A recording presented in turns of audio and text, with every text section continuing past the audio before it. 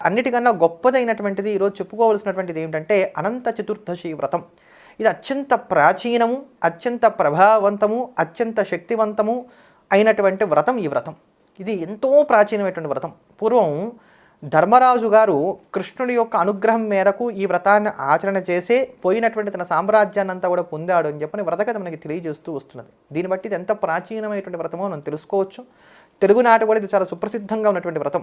దక్షిణాత్యులు అలానే ఉత్తరాదిలో ఉండేటువంటి వారు అందరూ కూడా ఈ వ్రతాన్ని ఆచరిస్తూ ఉంటారు. అంతటి వైభవోపేతమైనటువంటి వ్రతం ఈ వ్రతం.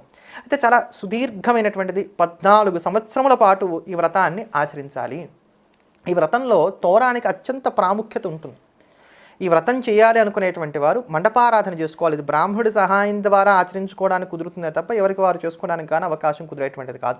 చక్కగా మండపారాధన చేసి కలశాన్ని ఏర్పాటు చేసుకొని ఆ కలశంలో కూడా పైన దర్భలతో సర్పాకృతిని ఏర్పాటు చేసుకొని